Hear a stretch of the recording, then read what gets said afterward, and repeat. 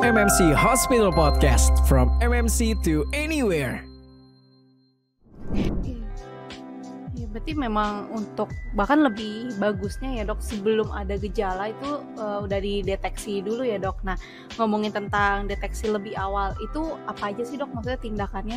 Oke, tadi kan gejalanya sangat minim. Kalau udah ada gejala biasanya terlambat. Pertanyaannya, bagaimana caranya supaya kita dapat tahu pada stadium dini, stadium awal? Nah, ada beberapa modalitas di luar gejala ya. Satunya adalah pemeriksaan ultrasonografi. Ini yang simple-simple. USG ya USG hati. Alat USG yang biasa dipakai pada ibu hamil untuk lihat bayinya laki atau perempuan. Alat yang sama bisa dipakai untuk melihat liver, ada tumornya atau tidak. Itu dari USG. Bisa nggak dari periksa darah? Bisa. Ada namanya tumor marker, diambil dari darah. Ada tes namanya AFP, alpha fetoprotein. Itu namanya tumor marker atau petanda tumor. Tes yang lain ada namanya PIVKA, PIVKA, PIVKA2, Protein Induced by Vitamin K Absence. Jadi sebuah tes untuk tumor marker. Kalau tumor marker ini naik, kita harus curiga, bukan pasti kanker, curiga kanker. Karena untuk menilai lagi kita lakukan USG. Nggak bisa dengan tes darah, nah kamu kanker nih, nggak bisa. Dari USG juga nggak bisa, kamu kanker nih. Ini alat screening, alat deteksi. Kalau dari dua tes ini mencurigakan, dari USG ada benjolan terlihat, kita maju ke pemeriksaan berikutnya, yaitu CT scan dan atau MRI. Oke, berarti kalau untuk biasa kan kalau misalkan kayak contohnya kanker payudara, itu kan untuk mungkin deteksi itu lewat biopsi ya dok. Kalau misalkan kanker hati, apakah ada biopsi juga atau enggak ya? Ada. Ada. Jadi untuk ke gold standard memastikan diagnosis memang ada biopsi. Nah, tetapi beda nih. Kanker liver ini beda dengan payudara. Kanker liver bisa ditegakkan diagnosisnya tanpa biopsi. Ini banyak orang nggak paham. Dipikir semua kanker itu harus biopsi. Khusus untuk kanker liver, kalau CT scan atau MRI sudah menyatakan ini kanker, nggak perlu lagi biopsi. Kita langsung ke pengobatan. Oke. Nah, untuk tadi kan udah masuk ke pengobatan nih dok. Nah, kalau misalkan ada orang yang udah ternyata terdiagnosa dia kanker hati, itu bisa komplikasi nggak sih dok? Maksudnya mungkin kayak menyebar ke organ lain kah atau bagaimana dok? Sangat bisa. Sangat bisa. Kan tadi saya katakan bedanya kanker dengan tumor jinak adalah dia bisa menyebar kemana-mana. Dia bisa menjalar, infiltrasi kemana-mana. Kanker liver juga bisa menyebar. Daerah penyebaran tersering biasanya adalah satu, pembuluh darah sekitar liver. Yang kedua, kelenjar getah bening di sekitar liver. Yang ketiga, biasanya ke paru. Bisa ke tulang, bisa juga ke tempat lain. Jadi sangat bisa menyebar. Dan kalau sudah menyebar, stadiumnya langsung naik menjadi 4. Jadi kalau misalkan dia sudah menyebar itu dok, apakah dia ada gejala tambahan lagi kah dok? Atau, ada. Bagaimana? Kalau menyebar ke paru misalnya bisa jadi batuk, bisa jadi sesak. Kalau menyebar ke dinding perut, perutnya itu jadi terisi air, kayak gentong isi air, sehingga perutnya jadi buncit. Kalau menyebarnya ke pembuluh darah, aliran darah menjadi terganggu. Mungkin bisa menjadi muntah darah. Jadi kayak semacam ada flek di paru juga ya dok? Iya, betul. Oke. Ya, tadi kan tentang pengobatannya nih dok. Kalau misalkan kanker hati itu pengobatannya tuh apakah hanya lewat operasi kah atau cukup dengan obat-obatan atau bagaimana dok? Nah, berbicara mengenai pengobatan, kita mungkin harus paham mengenai stadium. Orang kan sering bahas stadium berapa sih dia?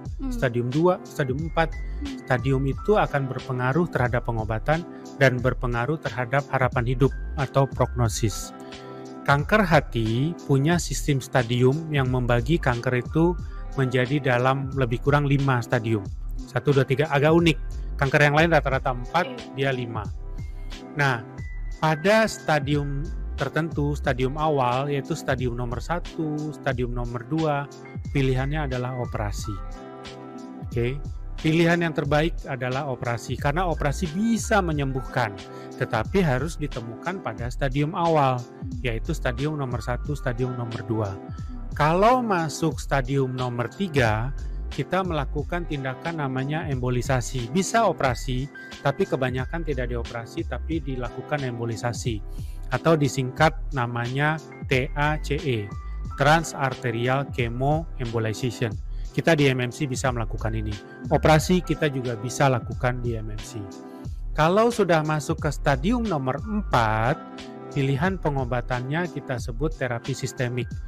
Masyarakat mengenalnya sebagai kemoterapi, tetapi terapi sistemiknya bukan kemoterapi. Yang diberikan adalah sistemik terapi jenis imunoterapi atau targeted terapi.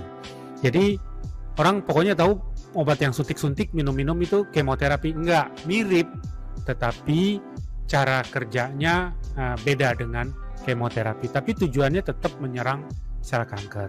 Nah, yang repot adalah stadium nomor 5. Pada stadium nomor 5 kita tidak memberikan pengobatan apa-apa. Kita hanya memberikan terapi paliatif.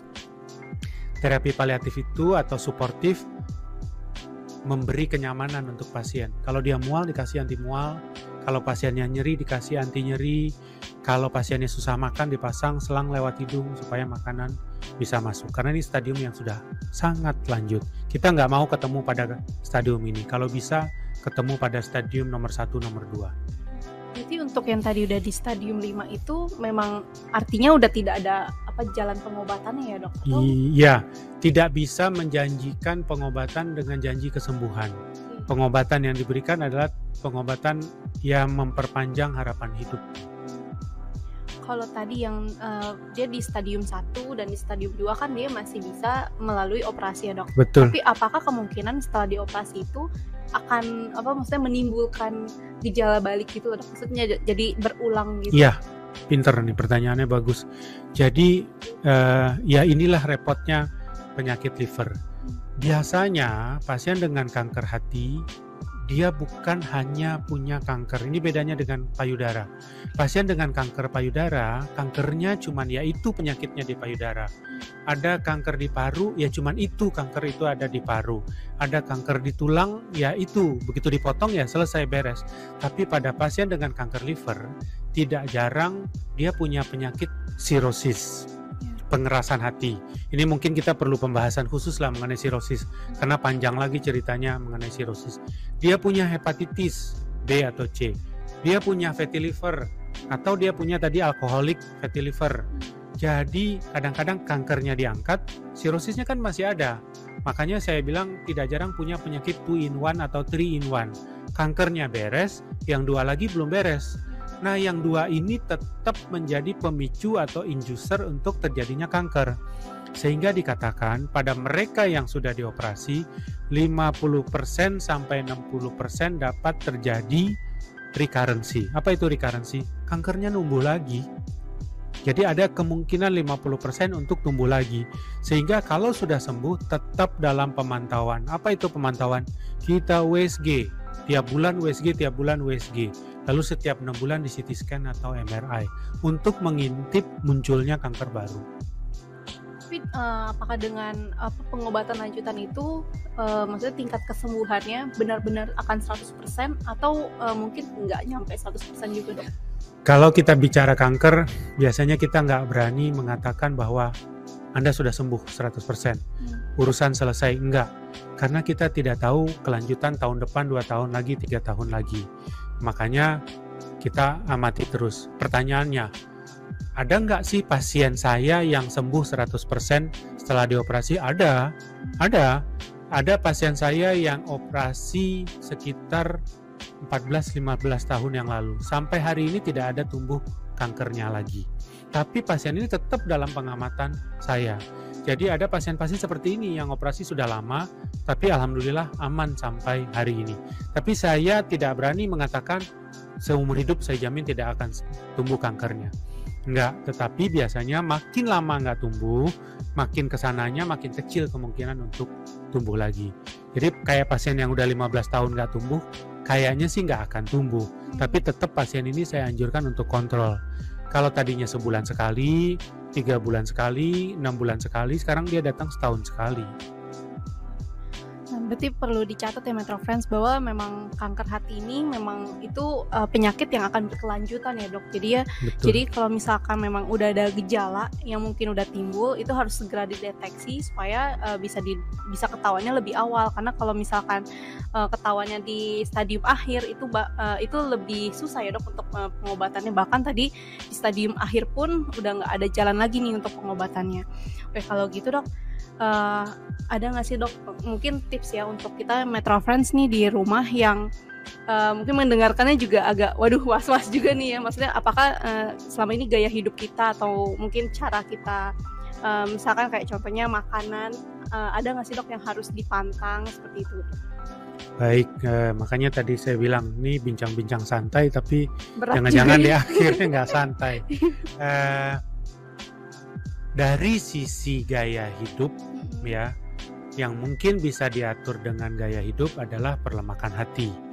Ya tentunya jangan jadi peminum alkohol berat, jaga berat badan, jangan menjadi obes atau overweight, lakukan aktivitas fisik dengan olahraga dan lain-lain, karena memang berkorelasi hal-hal seperti itu untuk fatty liver.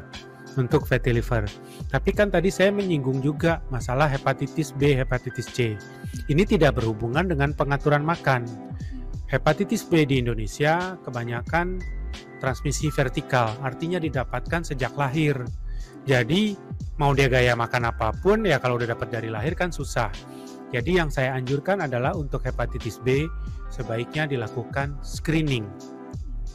Cek HbA1c-nya positif nggak? Karena kan nggak tahu kita kalau kita nggak lakukan screening. Jadi sebaiknya periksa. Kalau tidak ada hepatitis, divaksinasi. Hepatitis C, screening. Terutama kalau beresiko untuk hepatitis C. Siapa yang beresiko untuk hepatitis C?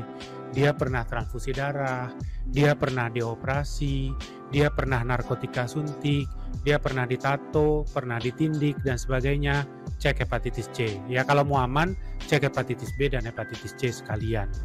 Nah, untuk mereka yang beresiko punya hepatitis B, punya hepatitis C, punya fatty liver, hendaknya melakukan screening kanker hati. Bagaimana melakukan screening kanker hati? Tadi USG atau lebih lengkap ditambah dengan tumor marker. Ada yang mengeluh, saya rajin loh check up, periksa SGOT, SGPT, periksa HB dan sebagainya. Kok ternyata kanker hati tanpa terdeteksi pada saat check up? Karena tidak melakukan USG. Jadi tes darah yang rutin tidak bisa mendeteksi kanker hati. Untuk pemeriksaan sederhana mungkin USG hati. Jadi mungkin kalau check up tambah deh. Sekarang USG itu udah nggak canggih banget gitu, udah biasa, pemeriksaannya nggak mahal-mahal amat. Jadi kalau check up tambah deh minta periksa USG liver atau USG hati. Mungkin aku mau tanya satu lagi sih dok, untuk yang tadi yang screening darah itu ya dok, itu saya komponen apa aja sih dok yang dicek gitu dok? Kayak tadi kan ada HbA1c gitu ya dok? Betul, HbA1c untuk diabetes. Nah, pemeriksaan HbS-Ag. Jangan ketukar ya, jangan nanti Metro Friends nih ke lab saya periksa HbA1c gitu. Memang kadang-kadang ketukar tuh. Pemeriksaan HbS-Ag untuk periksa hepatitis B. H-nya itu hepatitis, B-nya itu virusnya B, S-nya itu surface, Ag-nya antigen. HCV untuk hepatitis C, hepatitis C, V-nya itu virus. Jadi minimal 2 itu, HbS-Ag, anti-HCV. Salah satu terdeteksi, bawa hasilnya ke dokter. Tanya dokter, saya harus ngapain ini selanjutnya. Aku kan pernah cek darah juga tuh dok. Nah itu ada yang namanya SGOT, SGPT. Ya, itu apa sih dok? Ya, itu tes kerusakan hati. Jadi SGOT, SGPT yang naik itu menandakan ada peradangan hati. Tetapi ingat, SGOT, SGPT naik bukan berarti ada kanker hati. Bukan berarti juga pasti ada hepatitis B atau C. Karena banyak faktor yang bikin SGOT, SGPT naik. Orang kena COVID, banyak SGOT, SGPT yang naik. Kena demam berdarah, SGOT, SGPT naik. Kena tipes, SGOT, SGPT naik. Minum tuh paracetamol, tahu dong paracetamol obat sakit kepala. Coba minum 10 butir, naik itu SGOT, SGPT. Bisa rusak livernya. Di Amerika orang bunuh diri minum mudah-mudahan nggak ditiru ya. Orang bunuh diri minum paracetamol, jadi yang rusak adalah livernya.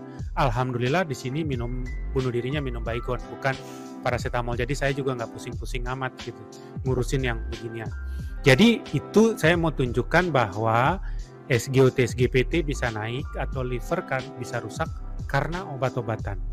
Dan obat yang bisa bikin SGOT SGPT naik bukan hanya paracetamol, obat TBC, antibiotik juga bisa bikin naik.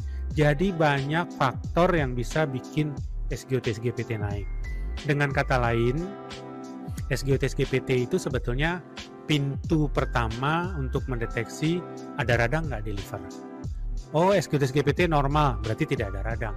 Tapi bukan berarti tidak ada virus, karena bisa ada virus yang tidur yang tidak bisa bikin radang. Oh, SGOT SGPT naik. Langkah berikutnya mencari kenapa SGOT SGPT-nya naik. Begitu.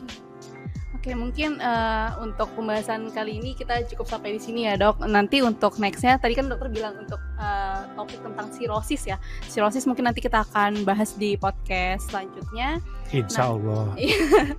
Ya, semoga nanti dokter berkenan ya, Dok, untuk kita podcast bareng lagi. Baik. Nah, untuk mungkin untuk terakhir aku mau recap sedikit ya, Metro Friends. Untuk tadi yang pertama, untuk stadium kanker hati itu ternyata ada 5 ya, Metro Friends. Beda dengan kanker-kanker yang lain pada umumnya.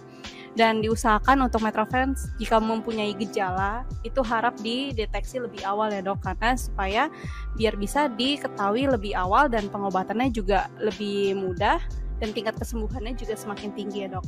Oke, Dok, mungkin kalau misalkan Metro Friends mau tanya, Dokter Irsan tuh praktik di MMC itu setiap hari apa sih, Dok, dan di jam berapa, Dok? Biasanya saya praktek hari Senin, Rabu, sore jam 4. Jam 4. Oke. Jadi buat Metro Friends yang mungkin ingin berkonsultasi nih, mungkin udah ada melakukan cek darah dan ingin berkonsultasi dengan Dokter Irsan, bisa datang ke MMC. Dan aku juga mau mengucapkan terima kasih kepada Metro Friends yang sudah menyimak untuk podcast kali ini dari awal sampai akhir. Semoga juga bisa bermanfaat, dan juga untuk tadi tips-tips yang sudah Dokter Irsan bagikan supaya kita juga bisa aware ya dengan kesehatan diri kita sendiri. Dan juga aku mau ngajak juga untuk Metro Friends, jangan lupa untuk follow semua sosial media kita di Instagram, di YouTube, dan TikTok, dan terutama nih di MMC Hospital Podcast. Aku juga mau terima kasih dengan Dr. Irsan Hasan yang sudah menyempatkan. Terima kasih juga. Ya, untuk bisa gabung di podcast walaupun tadi juga udah lagi banyak pasien ya, Dok. Jadi ya semoga nanti nextnya kita bisa collab lagi ya, Dok, untuk podcast berikutnya. Dan untuk Metro Friends yang mungkin punya topik nih atau ada tolong dong dibahas tentang penyakit ini, nanti bisa tolong di komen, dan mungkin nanti kita juga akan mencari untuk narasumber yang ahlinya juga untuk membahas topik-topik yang Metro Friends ingin tanyakan. Oke, jadi sekian untuk MMC Hospital Podcast kali ini. Saya Fona dan Dr. Irsan Hasan pamit undur diri. Terima kasih sudah menyimak. See you on the next MMC Hospital Podcast berikutnya. Bye-bye.